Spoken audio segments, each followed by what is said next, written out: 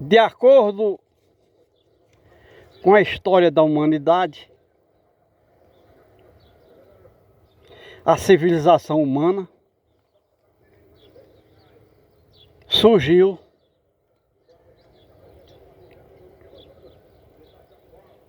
há cerca de 8.000 anos.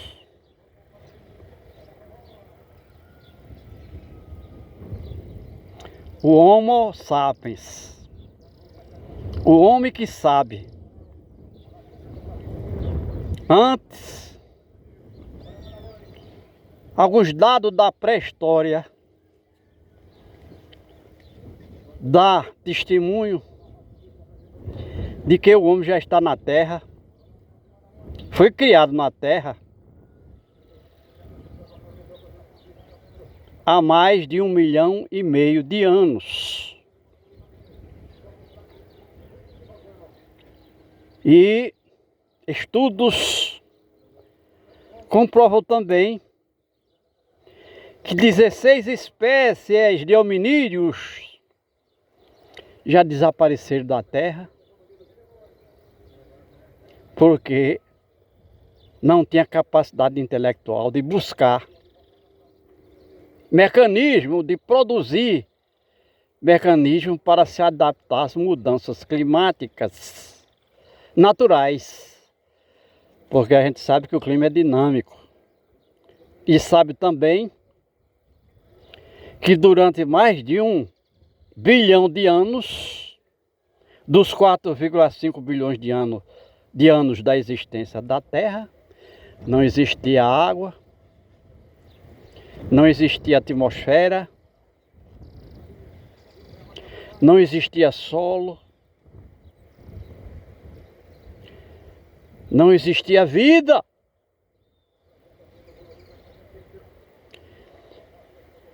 E tudo isso que esse pequeno trecho que nós citamos aqui da história da humanidade é resultado do que está registrado na Bíblia Sagrada, que é a Bíblia judaica cristã, que milhões de pessoas na Terra conhecem. E hoje nós somos o Homo sapiens, que é a 17ª espécie de hominídeo. Aquele que sabe quer dizer que o anterior não sabia. E isso foi feito uma transformação, primeiro, física. Depois, mental, psicológica, ou seja, nós somos o Homo sapiens porque temos uma massa encefálica que há 7.537 anos essa mesma espécie tinha 1.000 centímetros cúbicos de massa encefálica no cérebro, e hoje já tem pessoas que chegam a 2.000 centímetros de massa encefálica, com bilhões e bilhões de neurônios, com capacidade intelectual, racional, até mesmo para criar vida. Porém, a grande participação da humanidade tem sido destrutiva, exatamente porque é o homem que pensa, e ao pensar e sofrer as mesmas forças que vêm do instinto animal, porque nós somos um animal, ele embaralha de tal forma a capacidade intelectual do homem que o homem, ao invés de criar, destrói. E nós aqui estamos vendo esse campo com essa grama verde, que é exclusivamente única, e se chama pirrichil, e ela só nasce onde tem salitre, que é o nitrato de sódio. E esse nitrato de sódio é um sal artificial, portanto. O salitre é criado por um ácido chamado ácido nítrico, que é formado na atmosfera por conta das queimadas de madeira verde e combustíveis fósseis. Quando esses elementos vão na fumaça lá para a atmosfera, ela consegue aglutinar 3 gases que são independentes. É o nitrogênio, o hidrogênio e o oxigênio. Esse ácido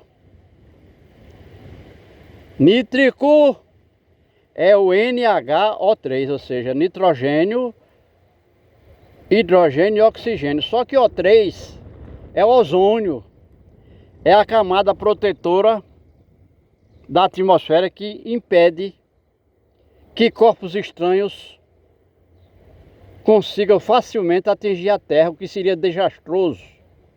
A gente se sabe que tem meteoros que conseguem alcançar a superfície da Terra, mas todavia a maioria são destruídos na atmosfera, no deslocamento do espaço sideral para cá, por conta da camada de ozônio, que é O3.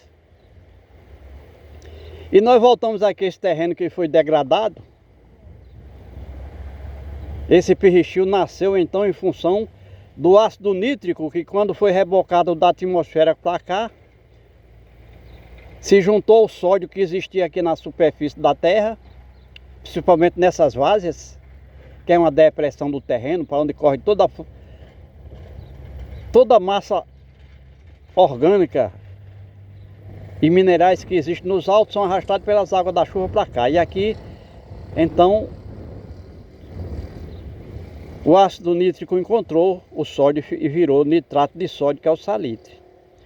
Tudo aqui é salgado. Então essa planta só nasce por conta da salinidade. E aqui só nascem 2 plantas, em princípio. Em princípio, é o Pirrichil, que é comum na praia por conta da salinidade lá do mar. E aqui nós estamos a mais de 80 quilômetros de distância do mar e a gente nem sabe como é que chegou aqui. Essa grama, Pirrichil, ou gramínea, como queira. E também a algaroba, que é uma árvore que foi trazida dos desertos secos e salinizados das Américas para cá, como forrageira do gado. E hoje elas não produzem mais a vagem, que era a ideia da forrageira. Nem produz mais, que é para não haver concorrência entre elas. E aqui a algaroba está num paraíso, aqui no Nordeste, por conta da grande quantidade de chuvas. Mas como a gente vê, é predominantemente aqui nessa área, por conta do salitre. É uma planta que veio de fora e se adaptou então ao salitre, porque já era da área de terrenos salinizados. Mas aí a gente vai mostrar a transformação que o homem tem feito aqui. Então isso aqui foi criado pelo homem, esse sal, porque isso aqui era uma vegetação muito densa, vegetação atlântica, semelhante ao nível de vegetação que existia na zona da Mata Nordestina, que vai de Ceramirim, a divisa da Bahia com Minas Gerais. Uma mata muito densa, com centenas de vegetais a nível de árvores e arbustos.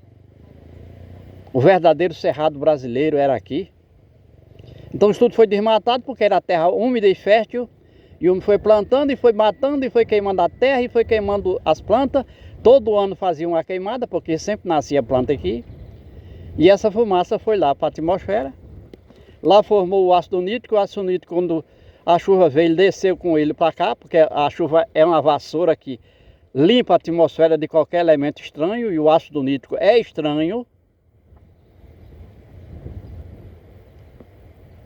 É um átomo formado por 3 átomos gasosos diferentes. Nitrogênio, hidrogênio e oxigênio. Então chegou aqui o sal. E aí a gente dá uma rodada aqui na nossa câmera e vê ali um poço tubular. Qualquer água que tiver aqui na superfície da terra é salgada, porque a água da chuva quando bate aí já vira sal, por conta do salitre e das plantas.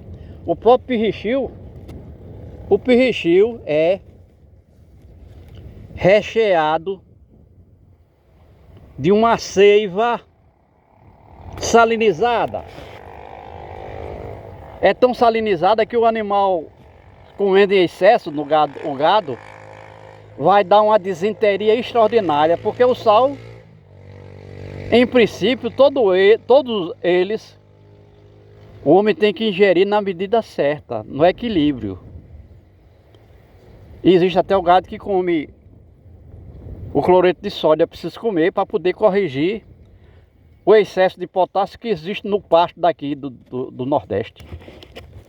Então o cloreto de sódio, que já é outro sal, mas esse é natural, o gado come, que é para poder corrigir a deficiência de determinados minerais no pasto, no capim, que o gado come, mas também corrigir o excesso. Então o cloreto de sódio na alimentação do gado tem essa finalidade. Mas aqui o nitrato de sódio, ele não é, vamos dizer assim, não faz parte da alimentação dos animais. Porque ele é estranho, é artificial. E todas as plantas que nascem aqui, que eu já disse que o pirrichio veio até da praia, porque na praia tem muito salitre, muito sal. No caso o cloreto de sódio lá na praia. E aqui é por conta do nitrato de sódio. Então nós vimos o homem cavar um poço tubular aí, é como se o homem, quisesse pegar a água salgada do mar. Quer dizer, nós não podemos afirmar que tem a mesma salinidade, porque o sal do mar é 1 litro de água para a 3 gramas de sal. E aqui nós sabemos que é salgado, porque nós somos da área e sabemos que o chão aí é totalmente salinizado. Então quando a água da chuva é água doce, mas quando ela bate no chão, nesse terreno desalinizado, ela vira água salgada.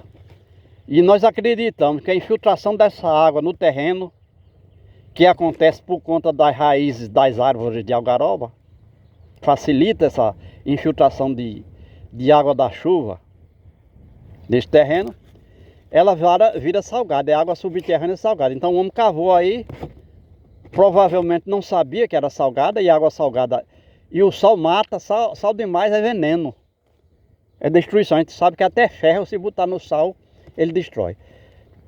Então o homem cavou esse poço, gastou dinheiro aí, é coisa do governo aqui, sem ordem, sem lei, que tenta às vezes fazer média com algum político local e manda furar um buraco desse no chão para tirar sal.